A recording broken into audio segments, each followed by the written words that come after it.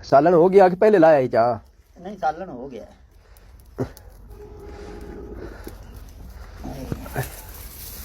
ओए होए होए, एक तो जुकाम मैनू लई खड़ा ही।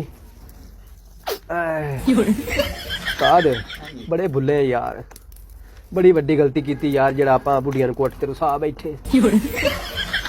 यार की तेनों दसी यार ना पता की शेदू हाँ ये बुढ़ियां दे शाबाश आ जेड़ियां रोटियां पका जांदियां। अल्लाह दी कसम आ धून रखी बाहर आईयां खड़ियां ने। नहीं हुण तो वावा बात चली। हवा मचाई है बस आपां जट मारना है। उस्ताद हाँ? मैं एक हिसाब जिहा लाया है, हां ਜਿਹੜੀਆਂ ਬੇਗਮਾਂ ਆਪਾਂ ਨੂੰ ਰੋਟੀ ਪਕਾ ਤੇ ਖਵਾਉਂਦੀਆਂ ਨੇ ਨਾ, हां ਅਗਰ ਆਪਾਂ ਇਨਸਾਨ ਹੋਈਏ ਨਾ ਹਾਂ। ਤੇ ਆਪਾਂ ਇਹਨਾਂ ਦਾ ਇਹ ਦੇਣਾ ਹੀ ਨਹੀਂ ਦੇ ਸਕਨੇ। ਐਡਾ ਔਖਾ ਕੰਮ ਯਾਰ, ਆਪਾਂ ਤਾਂ ਸਮਝਦੇ ਆ ਵੀ ਪਤਾ ਨਹੀਂ ਰੋਟੀ ਟੁੱਕਰ ਵਾਲਾ ਕੰਮ ਜਿਹੜਾ ਹੈ ਬੜਾ ਹੀ ਸੌਖਾ ਹੈ। यार मैं तो शायद वाकई यार भरा नु ਹਾਂ बुझा लाया आरी बजाई नु ਹਾਂ ਉਹਨੇ ਕੀਤਾ ਨਿਤ ਰੋਜ਼ ਤੂੰ ਬਜਾਈ ਰੱਖਣਾ ਹੈ ਅੱਛਾ ਆਪੇ ਹੀ ਲਿਆਵਣੀ ਹੈ। ਮੈਂ ਤਾਂ ਹੁਣ ਬੜਾ ਪਰੇਸ਼ਾਨ। ਚੱਲ ਸਾਟ ਉੱਤੇ ਪਾਠ ਦੀ ਗਈ ਓਏ ਆ ਚੜਾਵੀ ਏ, ਕਿਹੜਾ ਓਏ ਹੱਥ ਨਾਲ ਚੰਬੜ ਗਈ ਲੈ ਭਾਈ।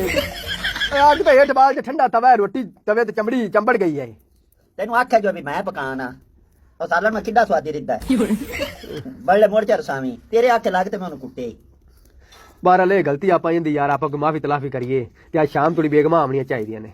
ਹੁਣ ਕਿਵੇਂ ਲਿਆਈਏ ਅੱਗੋਂ ਕੁੱਟੀਣਾ ਹੀ ਜਾ ਤੇ ਮੇਰਾ ਤਾਂ ਸਹੁਰਾ ਆਂਦਾ ਵੀ ਇੱਥੇ ਆ ਗਿਆ ਤੇ ਮੈਂ ਉਹਦੀ ਲੱਤ ਚੱਪਾਂ।